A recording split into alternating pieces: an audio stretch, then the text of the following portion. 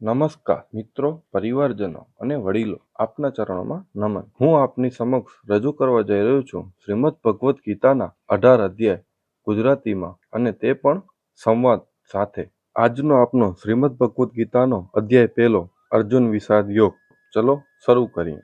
શ્રીમદ ભગવદ્ ગીતા ગુજરાતી સરલાટ થઈ. અધ્યાય 1, અર્જુન વિષાદ યોગ. શ્રી કૃષ્ણ ભગવાનને અર્જુનને નિમિત્ત બનાવી સમસ્ત વિશ્વને ગીતાના રૂપમાં જે મહાન દેશ આપ્યો છે તેની પ્રસ્તાવના રૂપ આ તે છે. એમાં બંને પક્ષના મુખ્ય યોદ્ધાઓના નામ ગણાવ્યા પછી મુખ્યત્વે અર્જુનને બંધુ નાશની શંકાથી ઉત્પન્ન થયેલા મોહ જતીન વિષાદનું વર્ણન છે. ધૃતરાષ્ટ્ર બોલ્યા, હે સંજય, ધર્મભૂમિ કુરુક્ષેત્રમાં એકઠા મળેલા યુદ્ધની ઈચ્છાવાળા મારા પુત્રો અને પાંડુનો પુત્રોએ શું કર્યું? ત્યારે સંજય બોલ્યા, તે વખતે વ્યૂહમાં ગોઠવાયેલી પાંડવોની સેનાને જોઈ રાજા દુર્યોધન દ્રોણાચાર્ય પાસે જઈ આ વચન બોલ્યા, હે આચાર્ય, આપના બુદ્ધિમાન શિષ્ય દ્રૌપદ પુત્રએ વ્યૂહ રચનામાં ગોઠવાયેલી પાંડુ પુત્રોની આ મોટી સેનામાં આપ જુઓ. આ યુદ્ધમાં ભીમ અને અર્જુન જેવા સુરવીર મોટા ધનુર્ધારીઓ, મહારથી યુયુધા, વિરાટ, દ્રુપદ્ર, પરાક્રમી ધૃષ્ટકેતુ, જેતિકાન, કાશીરાજ, પુરુશ્રેષ્ઠ, પુરુજીત, કુંતીભોજ, હેબ્ય, મહાપરાક્રમી, યુદ્ધામણી, વીર્યવાન, ઉત્તમ મોજા, સુભદ્રા પુત્ર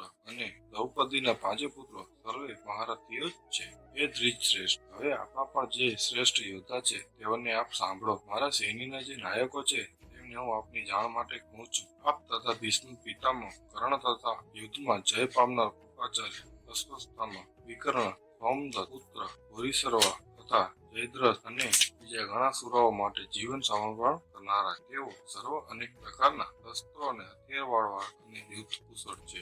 ભીષ્મ પિતા વડે રચાયેલું આપણું તે સૈન્ય સર્વ પ્રકારે અપર્યાપ્ત અકૂટ છે, અને ભીમ વડે રક્ષાયેલું એમનું આ સૈન્ય તો પર્યાપ્ત અને મર્યાદિત છે. હવે વ્યૂહના સર્વે પ્રવેશ માર્ગોમાં વિભાગ પ્રમાણે સ્થિર રહી તમે બધાએ ભીષ્મ પિતામહનું સર્વ તરફથી રક્ષણ કરો. સંજય બોલ્યા, પછી તે દુર્યોધનને હર્ષ ઉપજાવવા કૌરવોમાં વૃદ્ધ પ્રતાપી ભીષ્મ પિતામહે મોટી સિંહ ગર્જના કરી અને શંખો વગાડ્યો. પછી શંખો, નગાડા, મૃદંગ, ઢોલ તથા રણસિંગા તરત જ વાગવા લાગ્યા. તે અવાજ ઘણો મોટો થયો. પછી ઘોડા દોડા જોડેલા ઉત્તમ મોટા રથમાં બેઠેલા શ્રી કૃષ્ણ અને અર્જુનને પણ દિવ્ય શંખો વગાડ્યા. શ્રી કૃષ્ણે 5 જન્ય શંખ, અર્જુને દેવદત્ત શંખ અને ઉગ્ર ક્રમ કરનાર ભીમ મોટો પૌંડ શંખ વગાડ્યો. કુંતી પુત્ર રાજા યુધિષ્ઠર અનંત વિજય શંખ, નકુળે સુઘોષ શંખ તથા સહદેવે મણિપુષ્પક શંખ વગાડ્યા. તેમજ હે રાજા, મોટા ધનુષવાળા કાશીરાજ, મહારથી શિખંડી અને ધૃષ્ટદ્રુમ, વિરાટ તથા અજીત કાર્તિકી અને હે પૃથ્વીપતિ, દ્રૌપદ તથા દ્રૌપદીના પુત્રો અને મહાબાહુ સૌભદ્રા પુત્ર તે સર્વે જુદા જુદા શંખો વગાડ્યા. આકાશ અને પૃથ્વીને ગજાવતા તે ભયાનક નાદે કૌરવોના હૃદયોને ચીરી નાખ્યા. પછી હે રાજન, શસ્ત્ર પ્રહારની તૈયારી થઈ ત્યારે ગોઠવાઈને ઉભેલા કૌરવોને જોઈ ધનુષ ઉઠાવી કપિધ્વજ અર્જુને શ્રી કૃષ્ણ પ્રત્યે વાક્ય બોલ્યા. અર્જુન બોલ્યા, હે અચ્યુત, મારા રથને બંને સેનાઓની વચ્ચે ઉભો રાખો, એટલે હું યુદ્ધ કરવા ઈચ્છતા અને ઉભેલા યોદ્ધાઓમાં બરાબર હું જોઈ લઉં કે રણ સંગ્રામમાં મારે કોની કોની સાથે લડવાનું છે. દુર્બુદ્ધિ વાળા દુર્યોધને યુદ્ધમાં પ્રિય કરવા ઈચ્છતા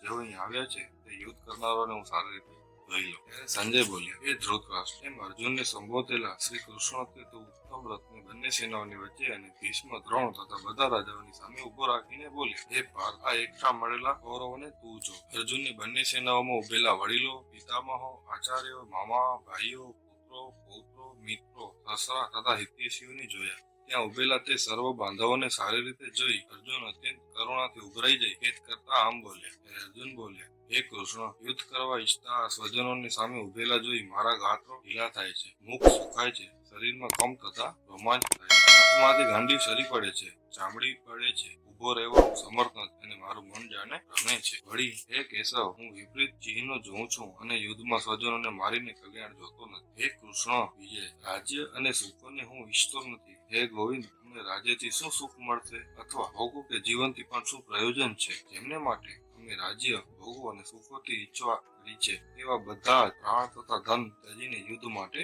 ઉભા છે. આમાં આચાર્યો, વડીલો, પુત્રો, પિતામહ, મામા, સસરા, પૌત્રો, શાળા અને બીજા સંબંધીઓ પણ છે. તેઓ મને મારે તો પણ અને ત્રણેય લોકના રાજ્ય માટે પણ હું એમને મારવા ઈચ્છતો નથી. તો હે મધુસૂદન, પૃથ્વી માટે કેમ મારું? હે જનાર્દન, ધૃતરાષ્ટ્રના પુત્રોને મારીને અમને સો આનંદ થાય. આ આતાતાઈઓને મારવાથી અમને પાપ જ લાગે.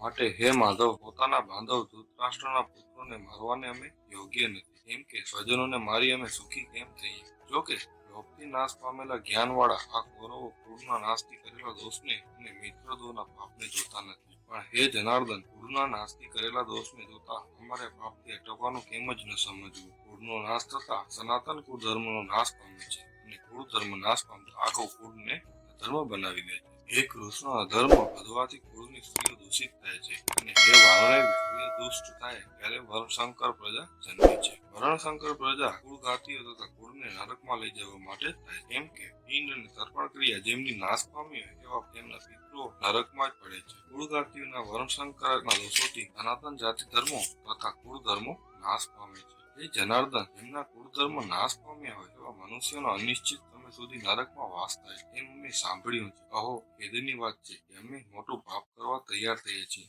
કારણ કે રાજ્ય સુખના લોભથી અમે સ્વજનોને મારવા તૈયાર થયા છીએ. એના કરતા શસ્ત્ર રહિત અને સામનો નહીં કરતા મને શસ્ત્રધારી કૌરવો રણમાં જો મારે તો તેનાથી મારું વધુ કલ્યાણ થાય. ત્યારે સંજય બોલ્યા, એમ રણભૂમિ પર કહી શોકથી વ્યાકુળ મનવાળા અર્જુન બાણ સહિત ધનુષ તેજ દઈ રથની પાછી બેઠક ઉપર બેસી ગયા. આ પ્રમાણે ઉપનિષદ, બ્રહ્મવિદ્યા તથા યોગશાસ્ત્રી રૂપી શ્રીમદ ભગવદ્ ગીતામાં શ્રી કૃષ્ણ તથા અર્જુનના સંવાદ વિશે અર્જુન વિષાદ યોગ નામનો પહેલો અધ્યાય સંપૂર્ણ થાય છે.